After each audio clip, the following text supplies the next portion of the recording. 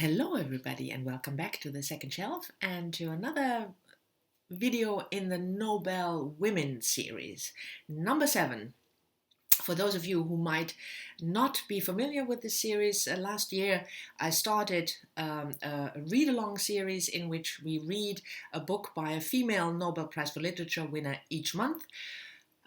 So we are more than halfway through, but you can still join because there are a lot of fabulous writers to come. Doris Lessing, Alice Munro. So check out the Goodreads group down below, and I film a video to discuss the book that we've read that month on the last Sunday of each month. And this month, number 7, we read Elfriede Jelinek, Greed.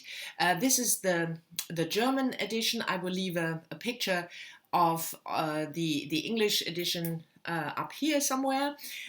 Greed, Gier, the same word, but I read it in German because Elfriede Jelinek, who won the Nobel Prize for Literature in 2004, is an Austrian novelist and playwright, and she writes in German. So I read it in the original, which also means I can't talk sensibly about the English translation or any other language translation that you might have picked.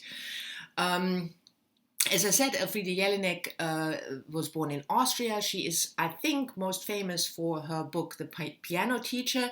And because so many people read The Piano Teacher, I chose another novel, which is called one of her more accessible novels. She writes mainly about Austria. There's also, if you check out her on Google, if you look her up, there's quite some controversy about her being called Nestbeschmutzer, which means that she soiled her own nest, meaning Austria, because she's always very, very critical about Austria. But anyway, she got the Nobel Prize. So, Greed is set in a small town, village in the south of Austria in the present day, meaning the 1990s. The book was published in 2000. And the main character is Kurt Janisch. He is a country policeman in his mid-50s, married with a son and grandchildren. But he is not satisfied with his life. And the greed of the title of the novel refers to his greed for property. It also refers to his greed for sex, because he seduces quite some women in this book, from a 16-year-old girl to middle-aged widowed women or divorced women.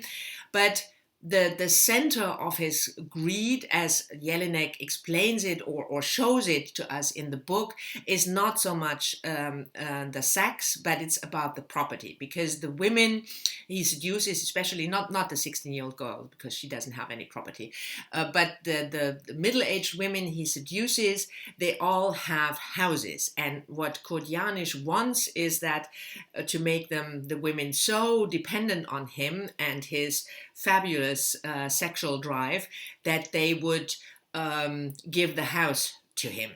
So he has this greed for property, which obviously Jelinek takes or took as a symbol for the greed for material things. At least that's my interpretation.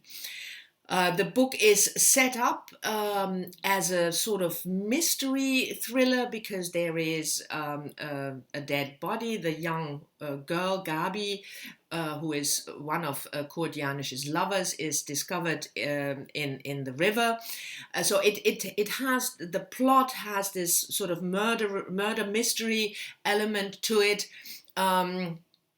And we learn what happened and what Kurt Janisch did, and the women he tried to, seduce, quote unquote, into giving him their property, is not told in a straight timeline, but you have a scene and then you have flashbacks, into reflections about the past or about other things, and then pages later the plot would continue, and it's also not told straightforwardly. So it's quite a difficult structure.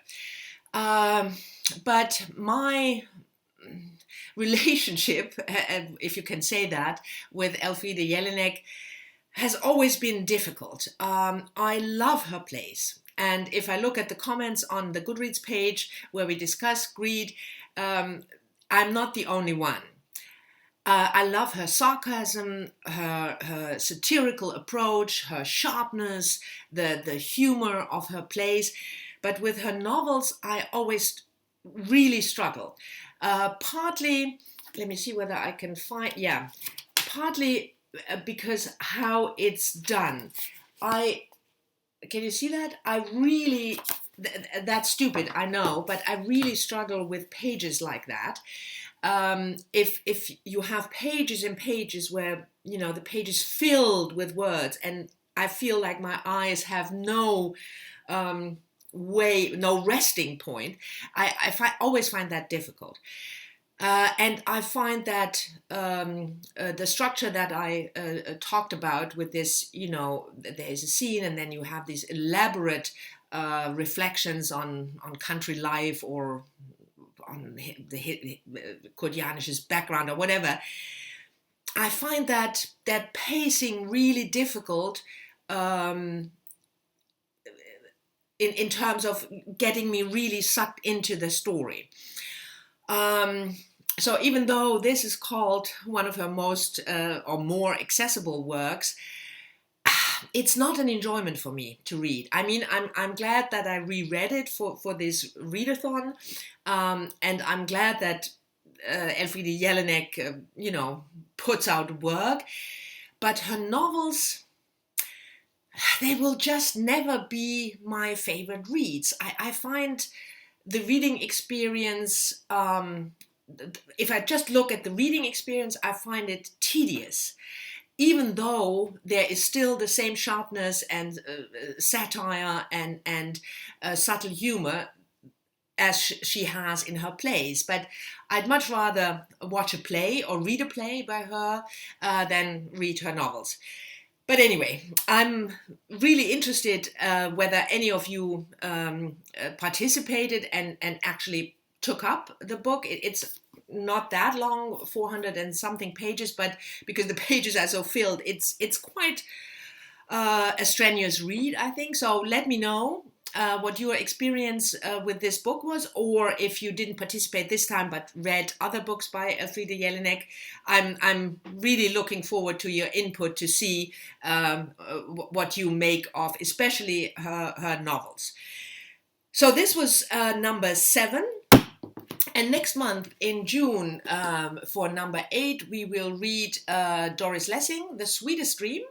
Doris Lessing received a Nobel Prize for Literature in 2009. And I picked a book, as with all the other books, that was published before she received the Nobel Prize. So I'm looking forward to discussing Doris Lessing's Sweetest Dream with you. I hope you will join me. So this was it for number 7 in the NobelWomen series. Thank you very much for watching. I hope you've enjoyed it, maybe despite that the book is, a bit difficult to read. And talk to me down in the comments, please, as always. And I'll see you all soon in the next one. Bye-bye.